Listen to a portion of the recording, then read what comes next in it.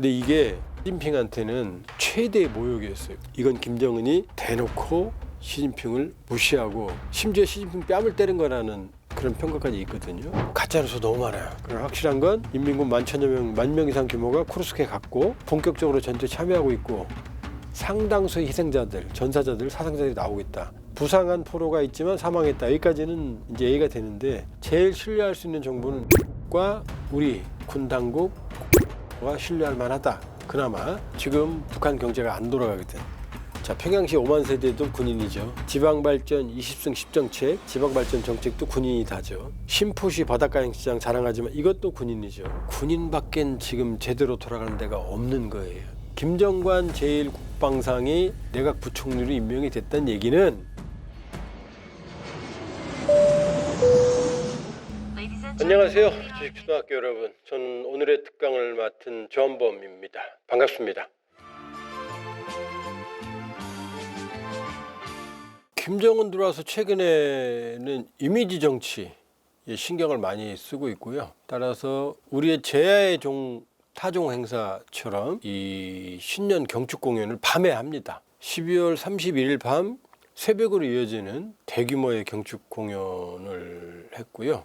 이번에도 평양에 있는 대형 경기장, 5일 경기장, 문재인 대통령이 거기서 연설한 적이 있어요. 무려 15만 명 내외가 수용을 할 수 있거든요. 여기에서 공연을 했고, 그리고 우리하고 똑같이 이 12월 31일에서 1일로 넘어가는 그 시점에 카운트다운도 합니다. 5, 4, 3, 2, 1, 빵! 이렇게 불꽃놀이도 하고 상당히 화려한 공연을 했고요.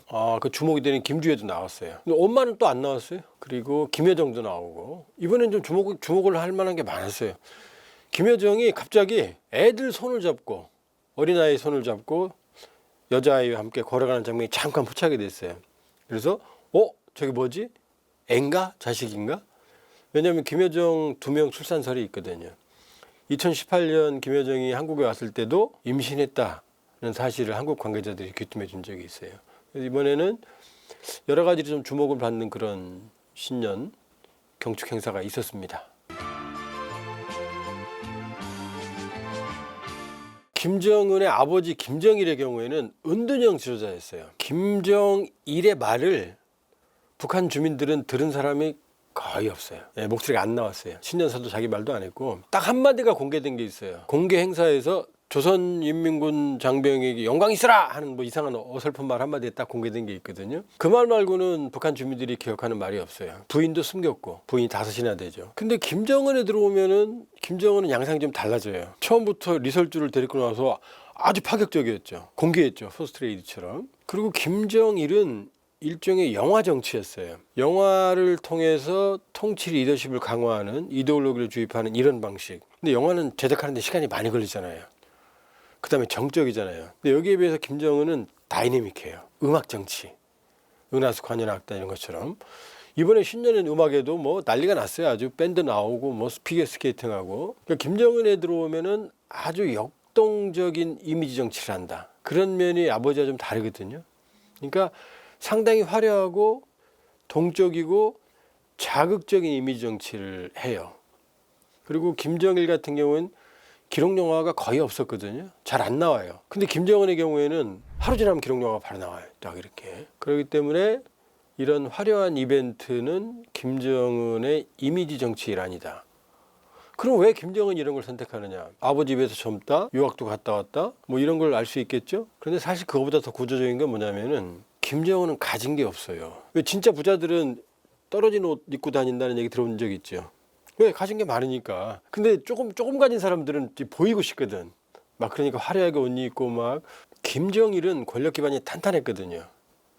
74년에 후계자로 등장을 해서 94년 아버지가 죽었으니까 20년을 준비했고 김일성 죽을 때 이미 섭정을 했어요. 심지어는 김정일의 폭정을 비난하는 편지가 올라가면 김일성에게 이걸 김정일이 본 다음에 이걸 검열해서 올리거든요. 그러니까 김정일의 폭정을 고발한 사람들은 김정일 손에 다 죽은 거죠.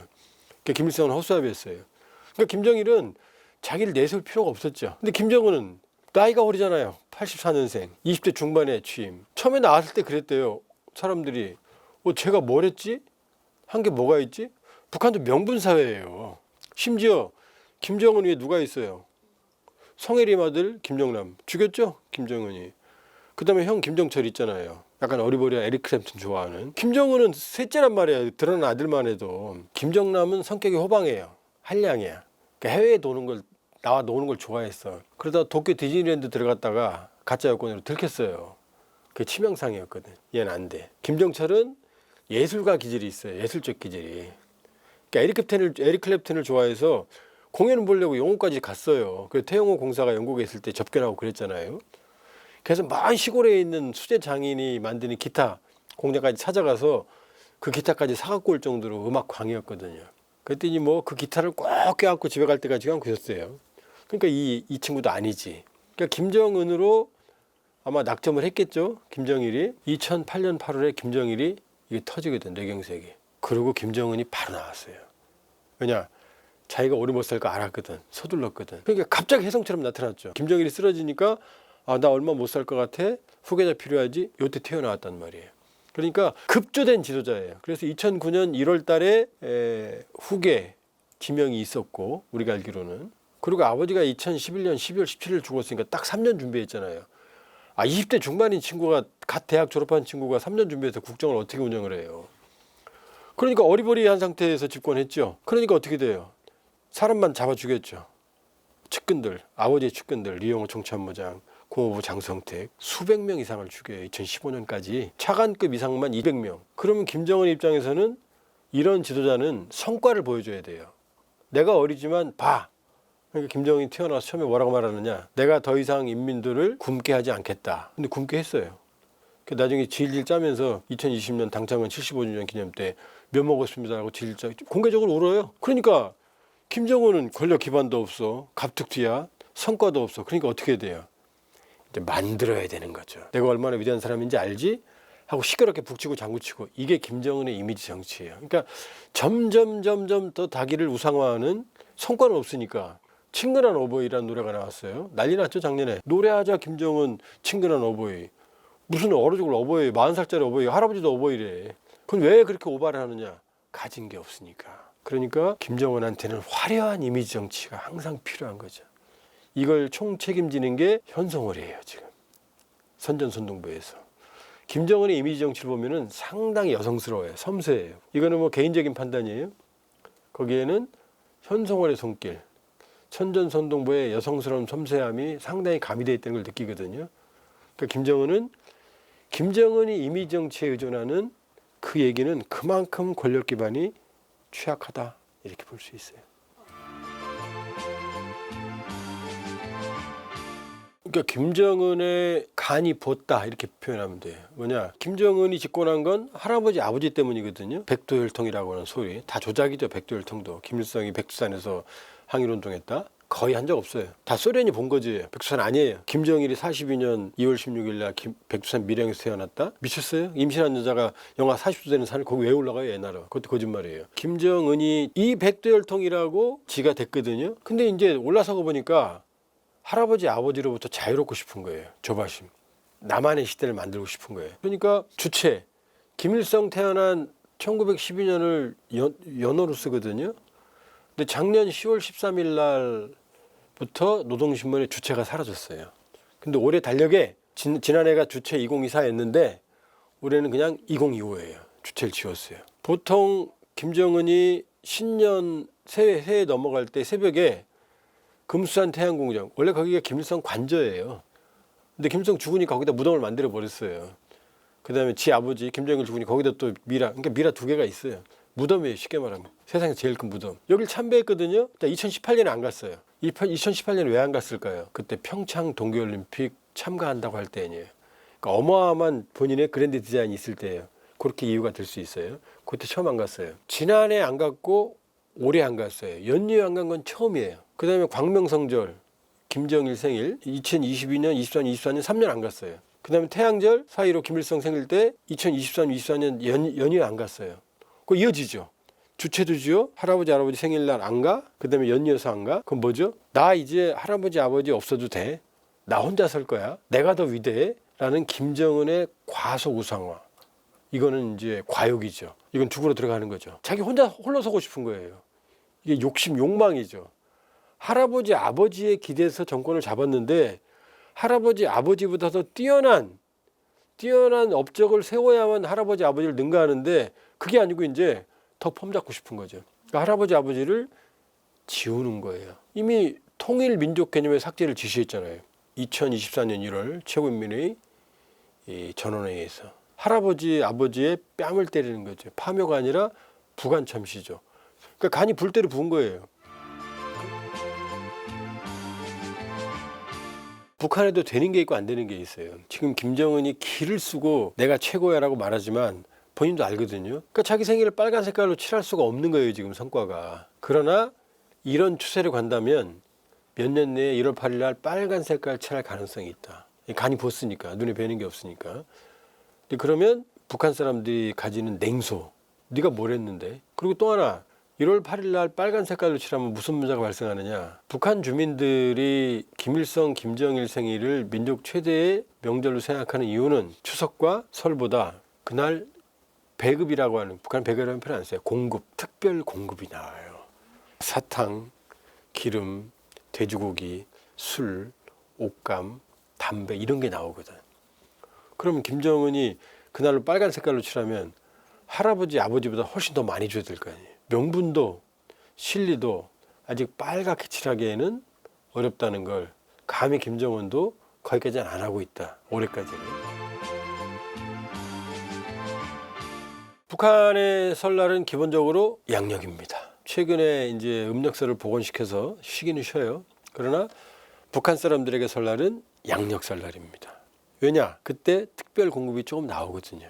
두부라든지 기름이라든지 이런 게 나오고 세뱃돈도 세배합니다. 세뱃돈도 양력 설날 줘요. 그리고 북한에도 그 설빔이라고 요즘 우리 그런 거 없죠. 과거에 우리 어렵게 살 때는 옷을 못 사 입으니까 설하고 추석 때만 애들 옷을 한 벌씩 사줬어요. 그걸 설빔이라고 그래요.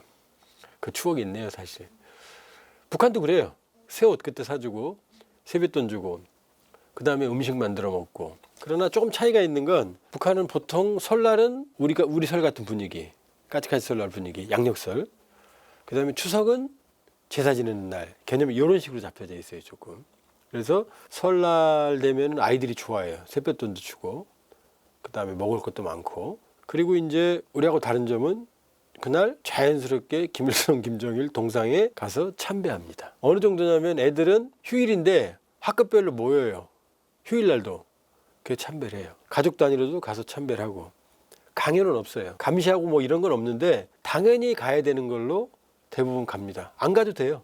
그러나 대부분은 참배하러 간다. 김일성, 김정일 동상에. 우리는 떡국이잖아요. 그러나 생각보다 떡국은 잘 안 먹어요. 주로 이제 떡을 해 먹습니다. 떡을. 여러 가지 지방마다 떡을 주로.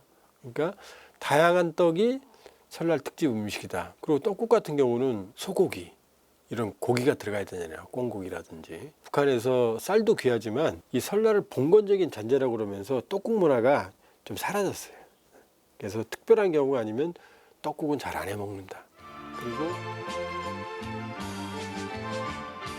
그러면 왜 설날을 다시 살렸을까? 이건 또 슬프게도 김일성, 김정일의 통치, 정책과 관련이 있어요.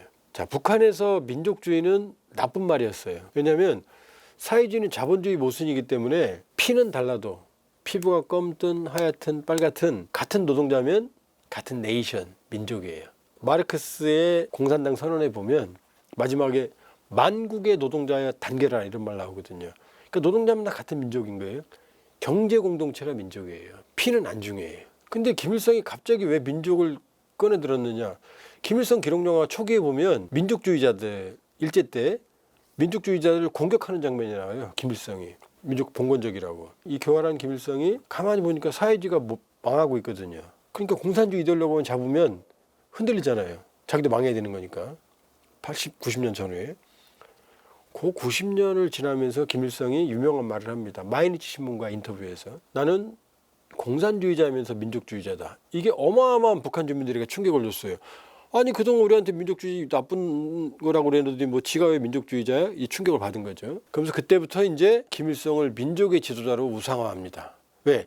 사회주의 이데올로기가 약화되니까 자기가 한 쥐꼬리만한 이 항일 투쟁을 가지고 이걸 키워서 자기를 민족이라는 그다음에 통일이란, 그러니까 사회주의보다는 민족과 통일 쪽으로 무게를 옮겨와요. 그러면서 여기에 중심을 두는 게 바로 김일성의 민족주의적 공산주의예요. 이것과 관련이 있는 것 같아요. 그러니까 민족 전통 과거를 살려야 되는 거죠. 그때부터 과거 것들을 끄집어내기 시작합니다. 그러면서 음력설을 살렸지만 그러나 북한 주민들 뇌리에는 양력설이 제일 중요한 거죠.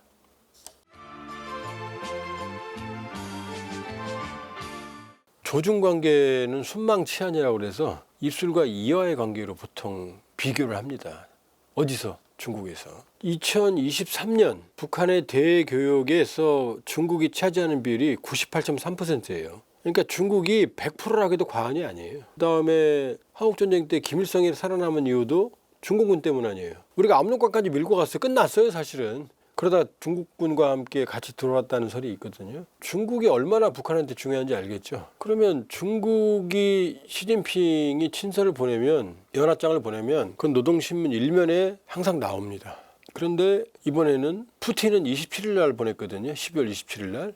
그 1면에 나왔어요. 시진핑은 1월 3일 날 보도가 됐는데 그것도 몇 면? 3면에 나왔어요. 더 중요한 게 뭐냐? 시진핑 단독으로 나온 게 아니라 여러 나라가 보내왔다라고 하는 기사 안에 시진핑 이름은 안 들어있어요. 중국 시진핑 주석과 부인, 신표, 웬남은 베트남이거든.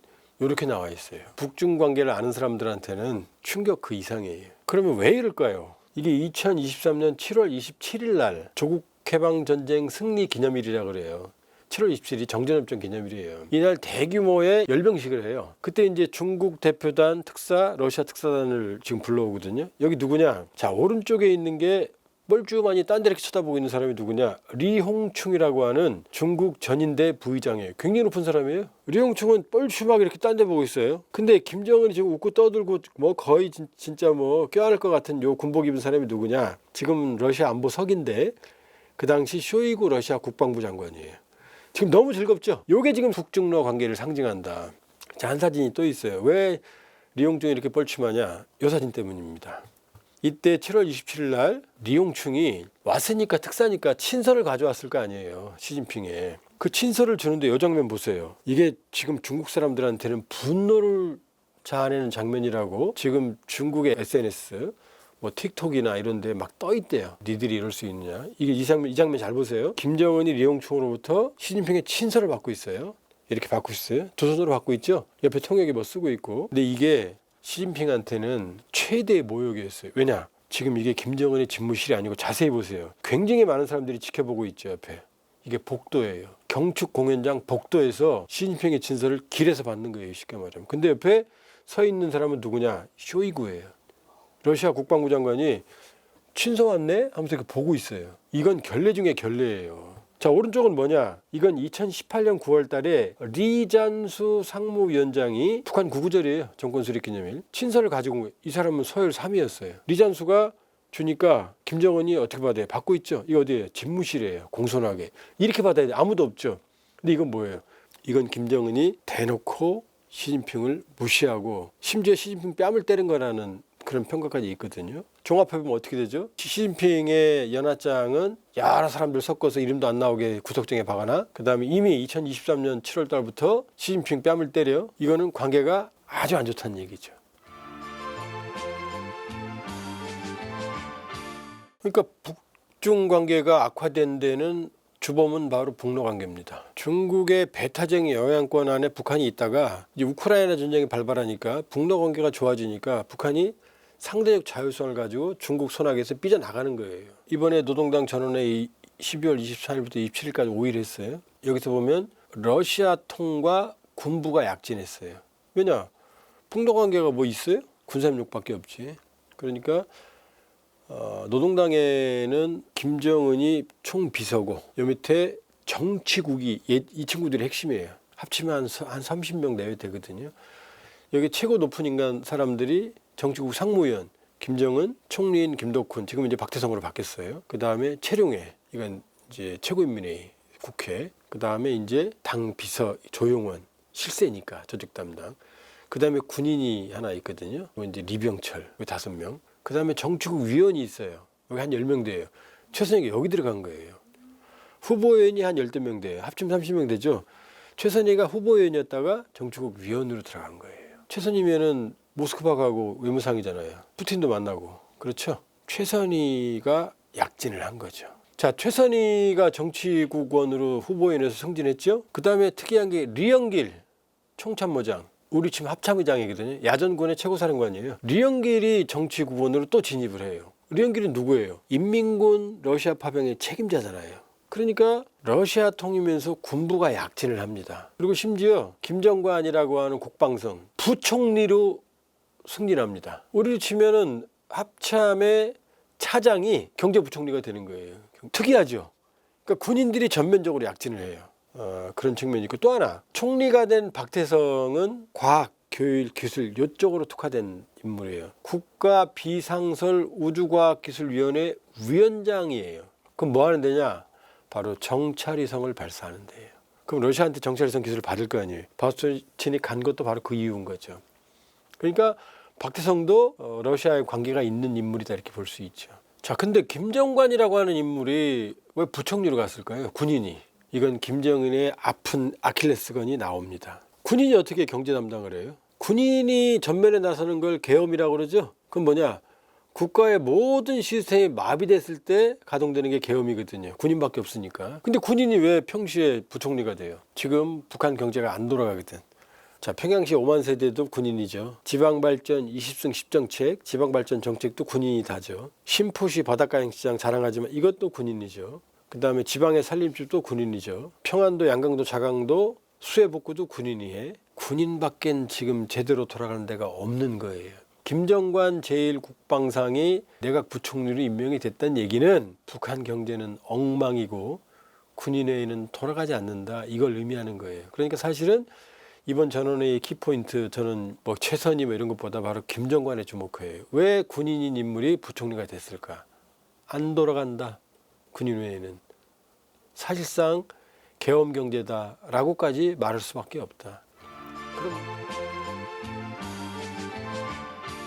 기괴한 고요, 긴 침묵, 한마디로 2025년 1월 3일이잖아요. 드디어 북한이 침묵을 깨고 보도를 했어요. 탄핵 사태. 물론 그전에도 했는데 16일 날, 14일 날 탄핵안이 가결됐죠. 16일 날 보도했어요. 요전에는 언제 했느냐? 11일 날, 12일 날 보도했어요. 탄핵 사단은 3일 날, 4일 날 났잖아요. 거의 한 달 지나는 동안 딱 4번만 보도했어요. 보통 노동신문이 6면 나오는데 6면이 국제면이에요. 여기에 남한 소식을 실어요. 왜 국제면이 실을까요? 김정은이 말했잖아요. 우리 딴 나라야. 거의 한 달 동안 매일 대남 비난을 하다가 막상 탄핵 사태가 벌어지니까 한 달 동안 4번 보도한 셈이거든요. 1월 3일까지. 그럼 너무나 안 한 거죠. 1월 3일 날 뭐라고 그랬느냐. 괴뢰 한국에서 사상 초의 연속 탄핵 사태로 사회 정치적 혼란 확대, 내란 범죄자 윤석열의 체포를 요구하는 항의행동 1연일 전개. 이렇게 조선중앙통신, 노동신문에 그대로 나왔어요. 이게. 그럼 과거에는 어떤지 아세요? 박근혜 전 대통령 탄핵 때는 탄핵 소추안이 가결됐을 때 4시간 만에 보도했어요. 그리고 탄핵 인용이 됐을 때는 조선중앙 텔레비전 북한 주민들 오는 데서 2시간 20분 만에 보도했어요. 노무현 대통령 때도 탄핵 기각됐을 때 이틀 후에 보도했거든요. 너무나 다르잖아요, 지금. 그럼 왜 이렇게 기이하게 오랫동안 보도를 안 했을까요? 윤석열 대통령이 이번 탄핵의 명분을 뭐라고 삼았어요? 종북 세력 척결이라고 그랬잖아요. 뭐 나 때문이라고? 내가 뭘 깜짝 놀란 거죠, 지금. 나 아니라니까. 뭐라고 말하면 혐의가 돼 쓰여지잖아요. 그러니까 요 시기 동안 최근에 쓰레기 풍선 왔다는 얘기 못 들었죠. 탄핵 사태 이후로는 한 번도 안 버렸어요. 한 달 동안. 왜냐? 뭐라고 얘기를 하면 다 자기 탓이라고 말할 거니까 가만히 납작 엎드리는 거죠. 난 아니야. 난 아니라고 조용히 있는 거죠. 조용히 있는 거죠. 야, 시끄럽대. 저기 난리 났어. 그런데 뭐라고? 저긴 대통령이 임기가 있다고? 우리 수령동진 죽을 때까지 하는데? 아니, 겨우 저 잘못 갖고 쫓아내? 우리 수령동진 더 많이 잘못하는데? 실제로 한 얘기예요. 탈북민들이 박근혜 전 대통령 탄핵 사태를 텔레비전 보고 온 분들이 하는 얘기예요. 처음에는 야, 큰일 났네, 시끄럽네 그러다가 지도자가 바뀐다고? 지도자가 잘못하면 회초리 때린다고? 끌어내린다고? 이게 첫 번째고, 두 번째는 아니 차가 이렇게 많아? 남조선에? 건물이 왜 이렇게 높아? 남조선 헤어스타일 저렇게 하는구나. 이걸 본다는 거예요. 새로운 트렌드. 그러니까 싫은 거죠. 2025년 달력을 이번에 제가 봤더니 평양의 야경이거든요. 차가 없어요. 그럼 차라리 일부러 없앴느냐? 아니에요. 가끔 다녀요. 한두 대씩. 그러니까 이번 탄핵 사태 보도할 때 여의도에 사람만 딱 보여줘요. 사람 모여있는 것만. 왜? 박근혜 전 대통령 때 건물 보여주고 난리가 났었거든. 자유가 있어? 저렇게 잘 살아? 처음에는 신나서 보여줬다가 나중에는 후유증이 무서운 거죠. 자, 세 번째가 있어요. 지금 아직은 확인이 안 됐지만 북쪽의 도발을 유도하려고 했다라는 식의 설들이 많이 나오죠. 명명백백하게 밝혀져야 돼요. 진위 여부가. 도발하게 되면 무력 충돌하잖아요. 그런 무력 충돌은 북한이 두려워해요. 의외로. 왜냐? 그동안 무력 충돌 과정에서 북한이 어마어마한 타격을 받았거든요. 언제? 연평해전 1차, 2차 해전, 대청해전 때. 안타깝게 우리 참수리 정이 침몰해서 기습으로 어쩔 수가 없었죠. 기습당하니까. 그렇지만 북한은 훨씬 많은 피해를 입었어요. 거의 괴멸당했어요. 그 다음에 연평도 포격전에도 우리도 희생이 있었지만 저쪽은 다수의 희생자가 발생했어요.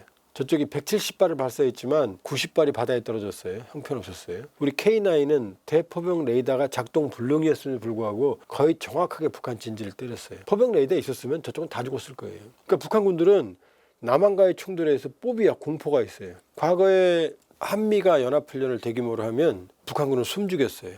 빌미를 줄까 봐. 총알 다 회수하고 방아쇠 봉인하고 심지어 총구까지 봉인하고 납작 엎드렸어요. 그 정도로 거기다가 북한은 지금 11,000명 인민군 북한 크루스커 보냈어요. 10월 기준으로 거의 1,000여만 발, 1,000만 발 가량의 컨테이너 2만 개 분량이 러시아로 갔어요. 북한도 쓸 것도 없는 거예요 지금. 군사분계에서 뭐 작업하고 뭐 방벽 쌓던데 그건 방어 장치예요.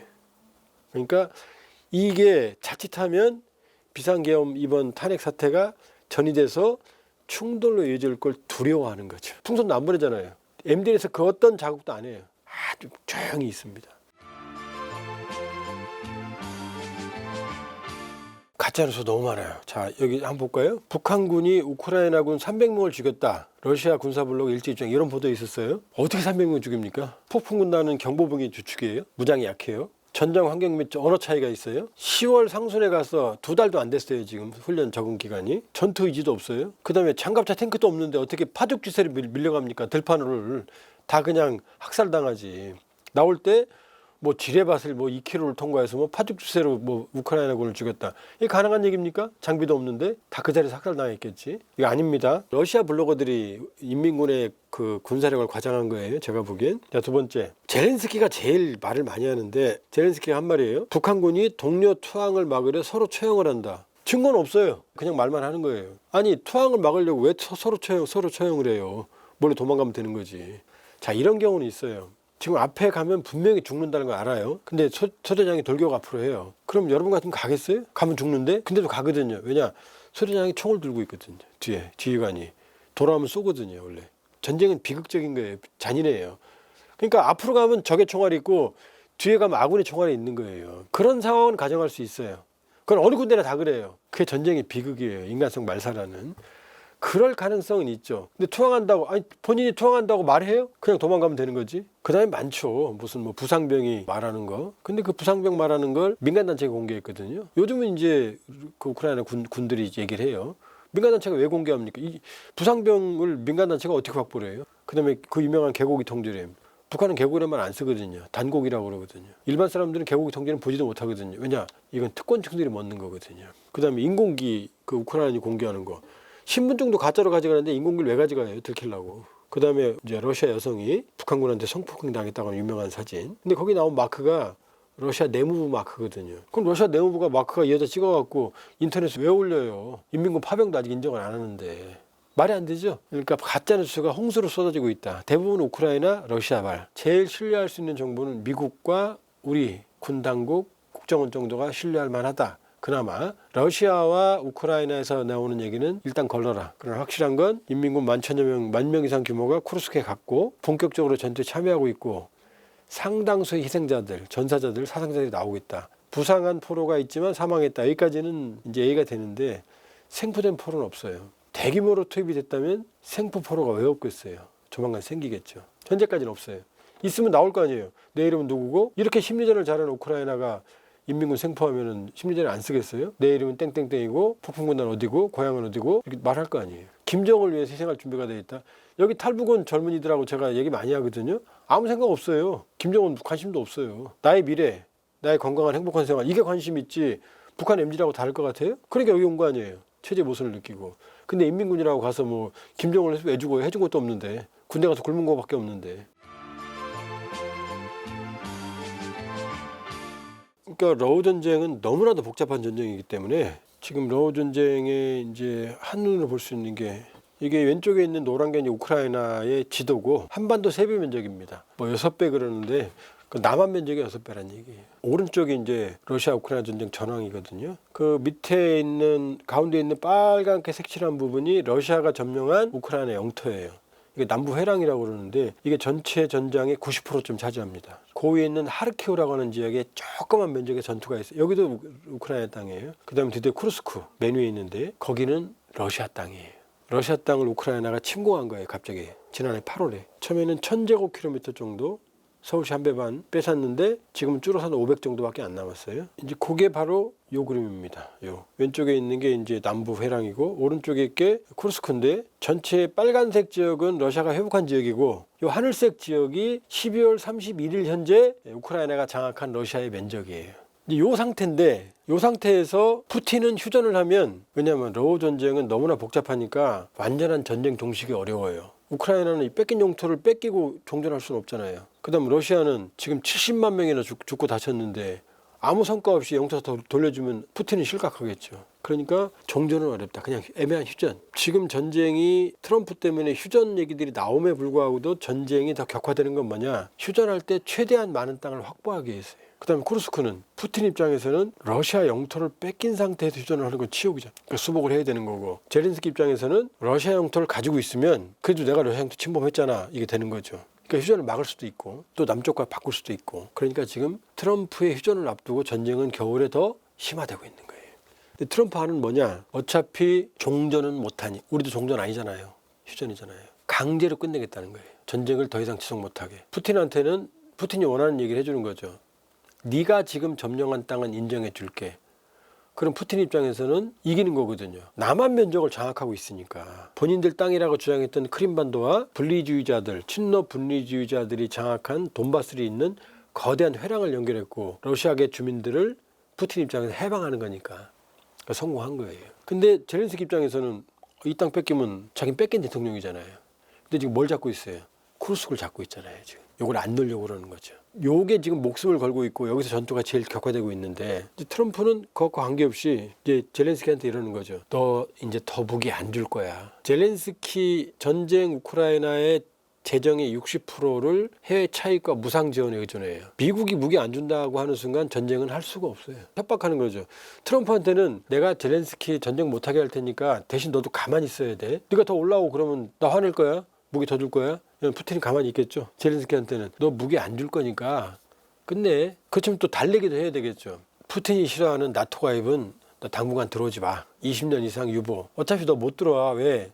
나토 헌장에는 분쟁 중인 국가는 가입이 안 되게 되는 건 너 알지? 그러니까 젤렌스키가 한마디 해요. 형, 나 저 땅 그냥 포기할래. 그럼 분쟁 없어지니까 나토 가입할래. 또 이렇게 안을 내놨어요. 그러니까 트럼프는 안 돼. 나토 가입 유보. 그럼 나 무서워서 어떻게 해? 그럼 전쟁 끝나면 러시아가 점령한과 니네 사이에 나토군을 배치해 줄게. 평화유지군으로. 그럼 되겠지? 그 다음 네가 억울하니까 너 전쟁만 휴전하면 무기를 많이 줄게. 다시는 안 당하도록. 그럼 재건은 어떻게 해? 그러면 푸틴이 팔아먹는 석유에 세금을 더 붙여갖고 그 돈 뜯어다가 재건 비용 대줄게. 요한이에요. 근데 이러면 이제 둘이 남는 건 어디예요? 쿠르스크죠. 푸틴은 1945년 이후로 러시아 본토를 뺏긴 최초의 대통령이거든요. 휴전을 해도 쿠르스크를 뺏기면 자존심이 상하죠. 젤렌스키 입장은 남쪽을 뺏겼어도 쿠르스크를 장악하면 국민들한테 내가 봐, 러시아 뺏었잖아. 정 안 되면 푸틴한테 야, 이건 명동 땅이니까 1억 원 쳐줘. 저 남쪽 땅은 지방 땅이니까 여기 한 평이랑 저기 1000평이랑 받고 이럴 수도 있잖아요. 요 상황인 거예요. 그러나 러시아는 지금 70만 명 이상 전사상자가 발생했고 러시아 경제가 3% 4% 성장하지만 전시경제라는 밑빠진 독에 물붓기다. 경제는 전시경제로 생산되는 것 같지만 다 무기고 돈이 풀리니까 인플레이션. 러시아 중앙은행의 기준금리가 21%예요. 말 다 한 거지. 러시아도 여력이 없어요. 우크라이나는 남의 힘으로 전쟁해요. 트럼프는 이걸 이용해서 강제로 휴전하겠다는 겁니다. 어느 누구도 만족 안 하겠지만 푸틴에게 유리한 휴전 방안이 이거예요. 그럼 푸틴은 권력을 유지하겠지만 젤렌스키는 아마 다음번 대선 때는 떨어질 가능성이 높죠. 그러니까 젤렌스키가 지금 기를 쓰고 쿠르스크에서 지금 전력을 쏟아부어서 모험을 한 거예요. 자, 미국 국민들은 좋아하겠죠. 내가 돈을 왜 써? 나토는 갈려 있어요. 그만하자. 우크라이나 뺏긴 것도 아니니까. 우크라이나 뺏기면 유럽이 뚫리니까. 5분의 1 정도니까 어차피 그 땅은 러시아 영향이 강했으니까. 나머지 반은 어디냐? 폴란드 이런 데들. 에스토니아, 라트비아, 리투아니아 붙어있는 사람들. 푸틴 성질 나빠져. 그러면 또 침범할 거야. 분열돼 있어요. 트럼프가 밀면 그 흐름으로 갈 거예요. 어차피.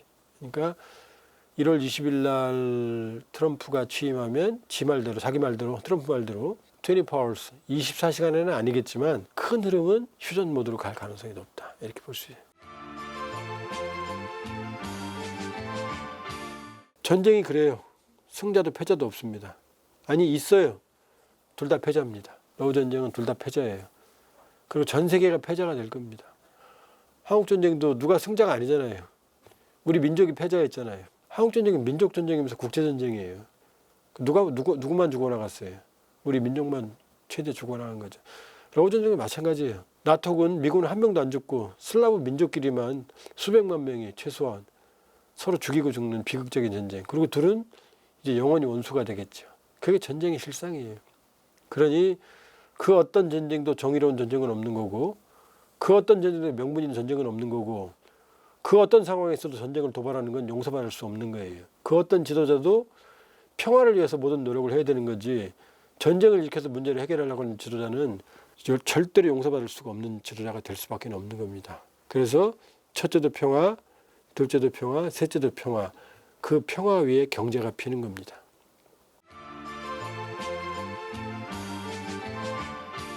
전쟁은 돈이 합니다. 미국이 전쟁 잘하는 건 돈 많기 때문이지 미군들이 쌈잘해서가 아니에요. 무기가 좋기 때문이지. 뭐 군인들 사기 중요하죠. 드론이 얼굴도 안 보고 죽이는데 점심 먹으면서 샌드위치 먹으면서 드론으로 사람 죽이는 전쟁인데 거기 사기가 어떻게 반영이 됩니까? 물론 전선에서 충돌할 땐 필요하죠. 현대전쟁은 돈과 테크닉이에요. 장비가 합니다. 인민군의 핵을 가졌지만 국방력은 세계 36위 수준이에요. 우리는 핵 없이 세계 5위 수준이에요. 핵은 전가의 보도가 아니에요. 못 써요. 쓰는 순간 자기도 죽어요. 푸틴이 저렇게 70만 명 이상의 전사 사상자가 있지만 핵 못 쓰잖아요. 맨날 어떻게 해요? 핵 하자 힘들면 핵 쓸 거야, 핵 쓸 거야, 핵 쓸 거야. 힘드니까 핵핵거리는 거예요. 북한 군인의 3분의 1 정도가 영양 결핍증으로 추산이 됩니다. 제가 여기 가져왔거든요. 이게 김정은이 이게 군부대에 간 거예요. 지금 군부대 지금 뭐 싸놨어요? 옥수수 싸놨죠? 이 군인들이 먹는 거예요. 옥수수가 주식이에요. 지금 군인들. 옥수수는 열량이 아주 나빠요.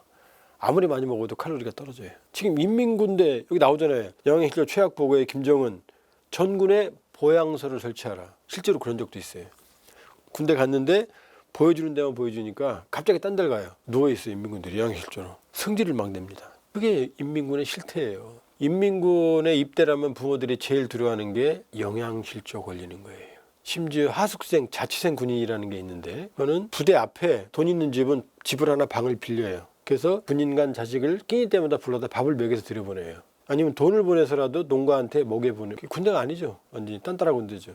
근데 부대장이 그렇게 해요. 왜냐? 부대가 자급자족이거든요. 그러니까 얘가 먹고 들어오면 그만큼 남잖아요. 자, 인민군 부대마다 급식량이 다르다고 이렇게 써있죠? 달라요. 우린 부대마다 급식량이 달라요? 똑같죠? 자, 이게 235 군부대라는 데인데 남포에 있는 사단인데 그 남포에 있는 사단의 군부대 기밀문서가 통째로 밖으로 나왔어요. NHK에서 다큐멘터리를 보도까지 했어요. 대동강TV 제가 여기서 입수를 했는데 자, 235 군부대 콩생산 정형이라는 도표거든요. 맨 앞에는 단위별 군부대예요. 209년대 1대대, 2대대, 3대대 이렇게 쭉 나오죠. 포대대. 그 다음에 총생산, 이게 이제 콩생산에 투입된 인원인 거예요. 그 부대에서 콩생산을 하는 거예요, 실제로. 그러면서 콩생산량이 쭉 나오죠. 종자가 얼마, 된장이 얼마. 제일 중요한 거 가운데 보세요. 1인당 하루 급식량 다르잖아요. 150g, 140g. 콩밥 면적 나오잖아요. 부대에서 세상에 콩을 재배해. 왜 콩을 먹냐? 고기가 없으니까. 또 보여줄게요. 여기 또 있네요. 봉화산 235 군부대 콩생산량 짐승 보유 상태. 짐승을 보여요. 왜냐? 먹으려고. 중요한 거 여기 개도 있잖아요. 개도 있잖아요.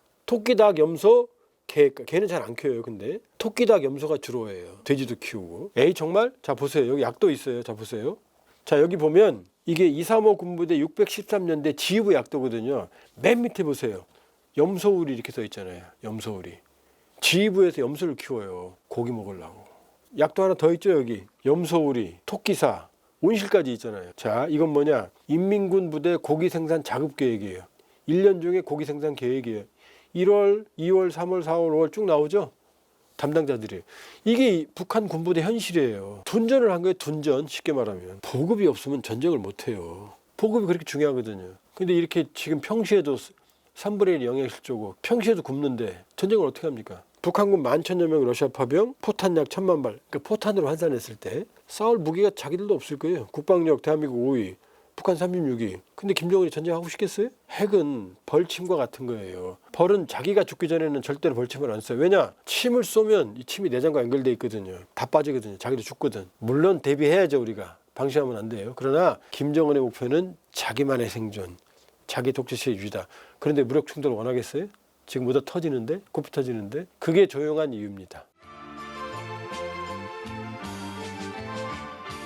폭풍군단의 11,000여 명 정도가 파병이 된 걸로 알려져 있거든요. 쿠르스크에. 특수작전군이에요. 그래서 이제 말이 많았죠. 인민군이 잘 싸울 거다, 어쩔 거다. 예, 지금 전황은 아주 안 좋아요. 왜냐하면 쿠르스크는 평원이에요. 근데 폭풍군단은 산악전에 특화되어 있거든요. 한반도에. 지형이 다르죠. 두 번째, 폭풍군단은 경보병이에요. 경보병은 기동성은 있지만 무장이 약하다는 얘기예요. 빨리 가서 기습하는 거예요. 북한은 전연군단, 전방군이 4개가 있어요. 서쪽부터 4, 2, 5, 1 4개 군단. 여기가 전면이 붙으면, 그러니까 북한의 폭풍군단의 개념은 6.25 때 작전교리예요. 지금 신속하게 전쟁이 끝날 거거든요.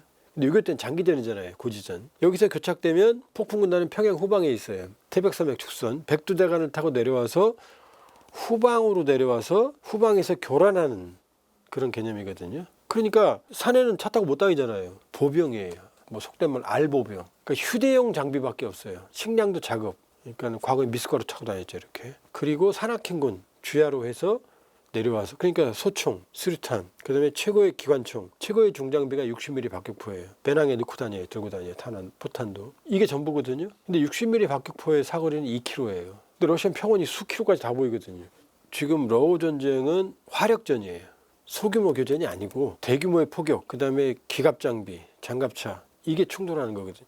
그 평원을 어떻게 걸어가요? 다 죽으려고. 기갑 장비고 보호해야죠. 드론이나 이런 것 때문에, 강철비 때문에. 근데 폭풍군단은 탱크가 없잖아요. 야포가 없잖아요. 장갑차가 없잖아요. 러시아가 지원? 자기도 쓸 거 없는데. 그다음 세 번째, 언어가 안 통하잖아요.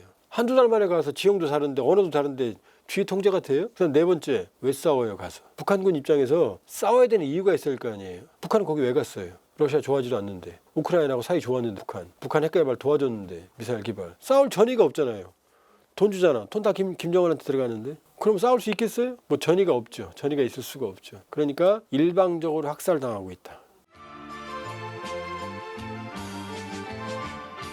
드론에 익숙하지 않아서 희생당하는 것도 있지만 폭풍군단 자체가 러시아 러우 환경 전장에 안 맞아요. 그게 구조적인 요인이에요. 근데 드론이 왜 자꾸 나오냐? 드론은 찍잖아요. 찍으니까 드론에서 다 죽는 것 같잖아요. 드론은 쉽게 격추도 되고 드론이 성공하는 것만 봐서 그렇지 드론은 실패하는 게 많아요. 지금 러우 전쟁을 지배하는 건 드론이 아니에요. 탱크, 장갑차, 야포, 병력이에요. 어느 쪽에 더 강력한 화력을 몰아넣느냐는 거지. 근데 자꾸 뭐 드론이 전장을 지배하고 있다. 러시아는 드론 안 쓰나요? 드론은 항상 성공하는 것만 보여주잖아요. 드론이 나 실패했어 하는 거 보여줘요?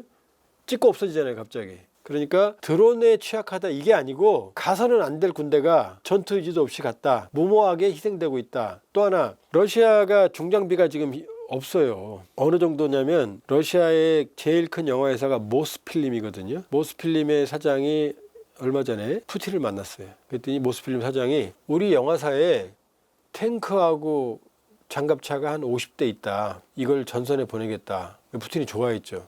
근데 언제 생산됐냐? 50년대 생산돼. 6.25 때 전쟁 찍는 영화니까 그 정도로 러시아가 탱크 장갑차가 없어요. 근데 북한군한테 그걸 주겠어요? 자기도 쓸 것도 없는데. 그러니까 북한군을 전선에 내보내요.